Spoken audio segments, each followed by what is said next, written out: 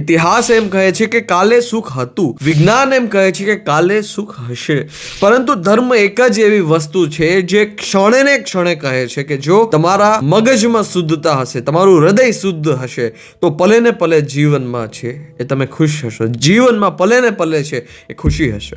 મારું નામ છે ફાલ્ગુન ડાભી. તમે બધા જ લોકો જોઈ રહ્યા છો Falgun Dabhi official YouTube channel, અને આજના વિડીયોમાં તમારા બધા જ લોકોનું હાર્દિક સ્વાગત કરું છું. જીવન માને શું? જીવન માને પલે ને પલે, ક્ષણે ને ક્ષણે યુદ્ધ કરવું. યુદ્ધ તો આપણે બધા જ લોકો કરી જ રહ્યા છીએ, પરંતુ આપણે બહારની દુનિયામાં જેટલું યુદ્ધ કરી રહ્યા છીએ એટલું જ યુદ્ધ જો આપણે સ્વયંની દુનિયામાં કરી લીધું હોત, અંદરની દુનિયામાં, આંતરિક દુનિયામાં કરી લીધું હોત, તો બહાર એટલા બધા યુદ્ધ કરવાની જરૂર ના પડે. તમે ધર્મની બાબતમાં જાઓ તો યુદ્ધને છે જે અત્યારે આસપાસ બોમ્બ બ્લાસ્ટ કરીને બધી લડાઈ લડે છે, એ બધી જ લડાઈને છે એક અચેતન રૂપથી, એક બધી જ લડાઈને છે જીવનની બેહોશ અવસ્થાની લડાઈ ગણવામાં આવી છે.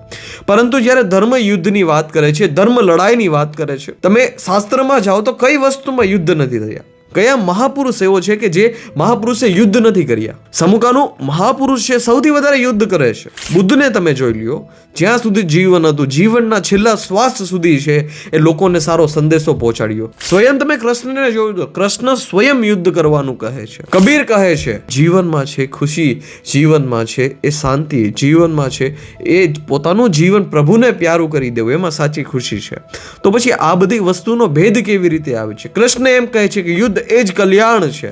યદા યદા હિ ધર્મસ્ય ગ્લાનિર્ભવતિ ભારત, યુદ્ધ એ જ કલ્યાણ છે. તો કબીર આવું કેવી રીતે કહે છે? અને બીજી બાજુ આપણે જઈએ, આપણે બીજી વાત કરીએ તો એ પણ જોવા મળે કે કબીર એક શાંત થઈને કહે છે કે કબીરા ખડા બજાર મેં માંગે સબકી ખેર, ના કાહુ સે દોસ્તી ઓર ના કાહુ સે બેર. કબીર બજારમાં ઊભો છે, દ્રષ્ટાંત એ સૂચવે છે કે ના કોઈ નથી દોસ્તી છે, ના કોઈ નથી દુશ્મની છે. એક સાક્ષી ભાવથી કબીર છે બજારમાં ઊભા છે. કબીરા ખડા બાજાર મેં માંગે સબકી ખેર, ના કહું છે દોસ્તી ઓર ના કહું છે બેર. હવે આટલી બધી વાતનો ભિન્નતા કેવી રીતે જોવા મળે? સત્ય એક જ છે તો આ બધી વસ્તુ ભિન્ન કેવી રીતે જોવા મળે, અલગ કેવી રીતે જોવા મળે છે? સૌથી પહેલા આપણે એ વાત સમજી લઈએ કે યુદ્ધ એટલે શું.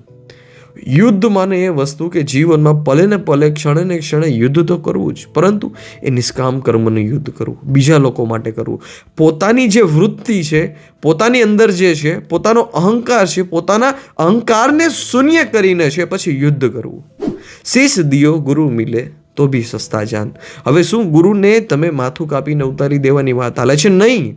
તમારો અહંકાર છે અહીંયા શૂન્ય બનાવવાની વાત ચાલે છે કે જ્યારે તમે તમારો અહંકાર શૂન્ય બનાવી દો છો, જ્યારે તમારો અહંકાર રહેતો નથી, ત્યારે છે એ ગુરુ તમને મળે છે. એટલા માટે કહેવાયું છે કે શીશ દિયો ગુરુ મિલે તો ભી સસ્તા જાન. કબીરે કહેલું છે યુદ્ધ એ જ જીવનમાં કલ્યાણ છે. મહાપુરુષો શાંતિની વાત કરે, મહાપુરુષો પ્રેમની વાત કરે, એને યોગ્ય છે. આવું શું કામ? આવી ભિન્નતા પહેલી વાત તો શું કામે જોવા મળે? કેમ કે દોસ્ત એ વસ્તુ આપણે વધારે સમજી લેવી યોગ્ય છે કે જ્યારે જીવનમાં જ્ઞાન આવે છે ત્યારે માણસ યુદ્ધ તો કરે છે, પરંતુ યુદ્ધનો જે દ્રષ્ટાંત બદલી જાય છે. એ પછી પોતાને મેળવવા માટે પોતાને કઈ કઈ વસ્તુ જોઈએ છે, પોતાનું મોટું મકાન બનાવવા માટે, પોતાના પૈસા જાજા બનાવવા માટે યુદ્ધ નથી કરતો. પછી એ માણસ પૈસા તો કમાય છે, પરંતુ પૈસા કમાય છે તો એ બધા જ કોઈ સારા માર્ગ ઉપર વપરાય છે. એ બધા જ પૈસા છે કોઈ સારી સ્કૂલ બનાવવામાં, સારી વ્યવસ્થામાં છે, સારા NGOsમાં છે, ત્યાં પૈસા વપરાય છે. ધર્મ છે એ પ્રકૃતિની તો વાત કરે છે કે પ્રકૃતિને તમે મૂકી દો, પરંતુ જ્યારે તમે પ્રકૃતિને મૂકો છો ત્યારે તમને કંઈક એવી વસ્તુ મળે છે કે તમારી અંદર એક ક્ષમતા પેદા થાય છે કે જ્યાં સુધી શ્વાસ છે ત્યાં સુધી તમે કામ કરી શકો છો, બાકી સંભવ નથી. સુખ દુઃખે સમય કૃત્વા લાભા લાભો જયા જયો તતો યુદ્ધાય પૂજયસ્વ નેવમ પાપમ વાપશ્યસી. કૃષ્ણ યુદ્ધ કરવાનું કહે છે, કબીર યુદ્ધ કરવાનું કહે છે. કબીર હવે કેવી રીતે યુદ્ધ કરવાનું કહે છે? કબીર જ્ઞાનની વાત કરે છે કે જ્યારે જીવનમાં જ્ઞાન આવે છે, જ્યારે જીવનનો અહંકાર શૂન્યતમ થઈ જાય છે, ત્યારે જીવનનો પ્રકાશ ઉદ્ભવે જ છે. અને પ્રકાશનો એ માર્ગ જ છે કે આપોઆપ છે પ્રકાશ ફેલાવવા માંડે છે. સૂર્ય ઉગે છે તો કોઈ એની પાસે પ્રકાશ લેવા નથી જતું, એનો સ્વયંનો પોતાનો પ્રકાશ છે, એનાથી દુનિયા પ્રકાશિત થાય છે. બસ અહીંયા આવા કબીરની પ્રકાશની વાત કરે છે, આવા યુદ્ધની વાત કરે છે. જીવનમાં જો યુદ્ધ જ ના હોય તો જીવન સંભવ છે જ નહીં.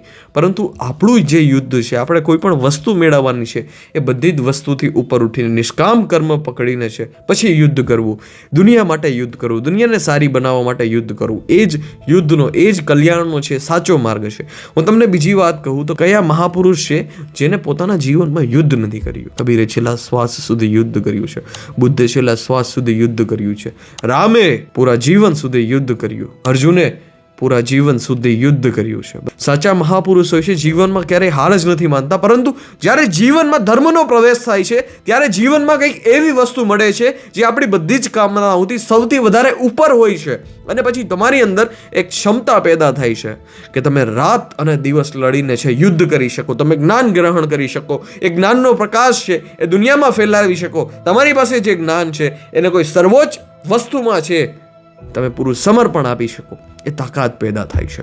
પરંતુ એ ત્યારે જ થશે કે જ્યારે જીવનમાં આપણે સાચો માર્ગ ચોઈસ કરશું. બાકી યુદ્ધ તો બધી જ વસ્તુમાં કરવાનું છે. 2 રૂપિયાની બોલપેન લેવી હોય તો યુદ્ધ કરવું પડે છે, તોય કહેવું પડે છે, તોય પૈસા આપવા પડે છે, અને 10-50 લાખની ગાડી લેવી હોય તોય યુદ્ધ જ કરવું પડે છે. અને જો 1000 માણસના જીવનની રોશની ફેલાવી હોય, 1000 માણસો છે, લાખો માણસો છે, એના જીવનને પ્રકાશિત કરવા હોય તો યુદ્ધ જ કરવું પડે છે. પરંતુ અંતર છે તો એક સ્વયંને કેન્દ્રિત રાખીને, અને એક અંતર છે તો એ છે કે પૂરી દુનિયાને કેન્દ્રિત કરીને. પરંતુ આ ત્યારે જ થાય છે કે જ્યારે જીવનમાં જ્ઞાન આવે છે. જય હનુમાન જ્ઞાન ગુણ સાગર, જ્ઞાન વિદ્યાવાન ગુની અતિ ચાતુર, જેનામાં વિદ્યા હોય છે અતિ ચાતુર થઈ જાય છે. પોતાની પૂરી ઉર્જા લગાવી તો દે જ છે, પરંતુ સ્વયં માટે કંઈ નહીં. કરવાનું છે તો બધું જ, પણ એ બીજા લોકોના ભલા માટે, બીજા લોકોનું જીવન શ્રેષ્ઠ થાય, બીજા લોકો જે અંધકારના પ્રકાશમાં જીવે છે, અંધકારનો પ્રકાશ દૂર થાય અને એક પ્રકાશમાં ઉજ્જવલિત એનું જીવન થાય, એક પ્રેમમય એનું જીવન થાય, એક શાંતિમય એનું જીવન થાય, એવી અહીંયા વાત કહેલી છે. પણ આપણે બધા જ લોકો એટલા બધા વ્યસ્ત થઈએ કે સાચી વસ્તુ કરવામાં આપણે આનંદ જ નથી આવતો. આપણને પ્રશ્ન થાય છે કે થશે, હું જો નિષ્કામ કર્મના માર્ગમાં હાલ્યો તો મારા જીવનનો શું થશે? પૈસા મળશે કે નહીં મળે? કે આ પ્રશ્ન જ ના ઉઠવો છે. મળતા રહ્યા આવા વિડીયો સાથે. ધન્યવાદ. જય હિન્દ. વંદે માતરમ.